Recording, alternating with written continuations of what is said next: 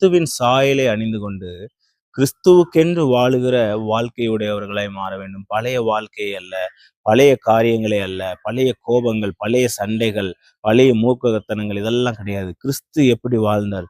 கிறிஸ்து நமக்கு முன்பாக எப்படியெல்லாம் சாட்சி பகிர்கிறவராய் காணப்பட்டார்? எவ்வளவு சமாதானமாய் அவருடைய மற்றவர்களுக்கு முன்பாக ஜீவித்தார்? எவ்வளவு ஆசீர்வாதமாய் மற்றவர்களுக்கு முன்பாக ஜீவித்தார்? எல்லா இடத்திலும் நன்மை செய்கிறவராகவே இருந்தார் என்று பார்க்கிறோம். அப்ப நம்ம மாம்சத்துல பிழைத்திருக்கிறோம் தான். ஆனா பிழைத்திருக்கிறது கிறிஸ்துவை வெளிப்படுத்தும் விதமாய் நம்ம பிழைத்திருக்கிறோம் என்பதை நம்ம எந்த சூழ்நிலையிலும் மறந்து விடாமல், கிறிஸ்துவை வெளிப்படுத்துகிறவர்களாய் நம்முடைய வாழ்க்கை மாறுமே ஆனால், கிறிஸ்து எப்படி மரித்து மீண்டும் உயிரோடு எழுந்தார், அதே போல நம்முடைய மாம்ச சரீரமும் மரித்து மீண்டும் உயிரோடு எழும்பும். அவருடைய வருகையில் நாமளும் ஒரு நாள் காணப்படுவோம் என்பதுல எந்த ஒரு சந்தேகமுமே நமக்கு கிடையாது.